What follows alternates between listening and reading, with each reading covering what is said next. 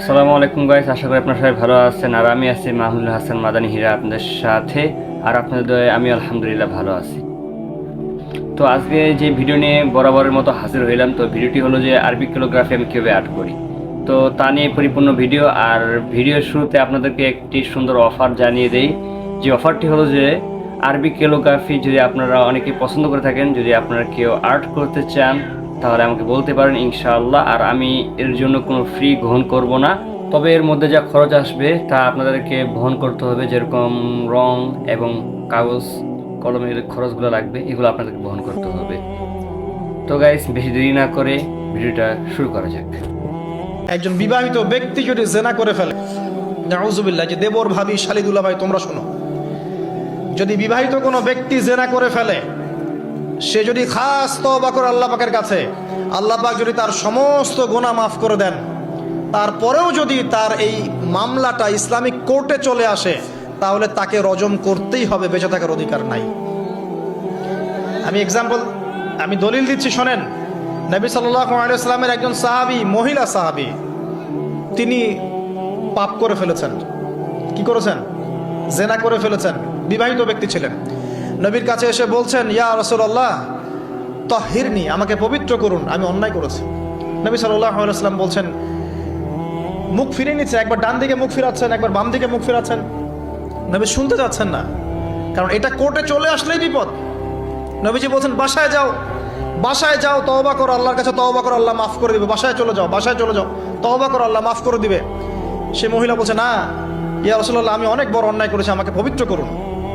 আপনি পবিত্র না করেন তাহলে পরকালে আল্লাহ আমাকে শাস্তি দিবেন, আমাকে পবিত্র করুন। এবার নবী সাল্লাল্লাহু আলাইহি ওয়াসাল্লাম বললেন, বাসায় যাও। তুমি গর্ভবতী হয়েছো? হ্যাঁ। বাচ্চা খালাস করো, তারপরে এসো, তোমার বিচার করে দেওয়া হবে ইনশাআল্লাহ। সেই মহিলা বাসায় ফিরে গেল, তওবা করতে থাকলো। তার গর্ভের সন্তান বড় হতে লাগলো। এক পর্যায়ে সন্তান জন্ম হলো। সন্তান জন্ম হওয়ার পর সে এসে বলছে, ইয়া রাসূলুল্লাহ, এই যে কোলের বাচ্চা, এই যে 3 দিন আগে 4 দিন আগে হয়েছে সন্তান, আমাকে এখন পবিত্র করে দিন, আমাকে শাস্তি দিয়ে পবিত্র করুন। নবী সাল্লাল্লাহু আলাইহি ওয়াসাল্লাম বাচ্চা দিকে তাকিয়ে বলছেন যে এই বাচ্চাকে দুধ পান করাতে হবে। এবার তিনি নবী সাল্লাল্লাহু আলাইহি ওয়াসাল্লামকে বলছেন, ইয়া রাসূলুল্লাহ, এই যে আমার বাচ্চা এখন রুটি খেতে পারে, আমাকে এখন পবিত্র করুন। নবী সাল্লাল্লাহু আলাইহি ওয়াসাল্লাম একজন মুসলিমকে বললেন, এই বাচ্চার দায়িত্ব কে নিতে পারবে? একজন মুসলিম সাহাবী বললেন যে আমি নিব ইয়া রাসূলুল্লাহ। তখন তার হাতে বাচ্চাকে সোপর্দ করা হলো। বাচ্চাকে সোপর্দ করার পর এই মহিলাকে নিয়ে যাওয়া হচ্ছে এবং সাহাবীকে বলা হলো, অন্যান্য সাহাবীদেরকে বলা হলো, তোমরা এই মহিলাকে নিয়ে যাও, নিয়ে গিয়ে রজম করো, অর্ধেক মাটিতে পুঁতে ফেলে পাথর নিক্ষেপ করে হত্যা করো। এবার সাহাবীরা এই কাজ করছেন। খালিদ বিন ওয়ালিদ রাদিয়াল্লাহু আনহু, বিখ্যাত বীর সাহাবী, তিনি তখন মুসলিম হয়েছেন এবং অনেক যুদ্ধের নেতৃত্ব দিচ্ছেন। তিনি একটা পাথর নিক্ষেপ করেছেন। এই নিক্ষিপ্ত পাথরের আঘাতে রক্তের ফিনকি ছিটকে এসে খালিদ বিন ওয়ালিদ রাদিয়াল্লাহু আনহুর এই যে কাপড়ের মধ্যে পড়েছে। তখন খালিদ বিন ওয়ালিদ রাদিয়াল্লাহু আনহু তিনি বলছেন, ছি, আমার কাপড়ে একজন ব্যভিচারী নারী রক্ত পড়লো, এরকম একটা স্টেটমেন্ট তিনি করেছেন। তখন নবী সাল্লাল্লাহু আলাইহি ওয়াসাল্লাম রাগ করে বলেন, ইয়া খালিদ, তুমি থামো। তুমি জানো এই মহিলা অন্যায়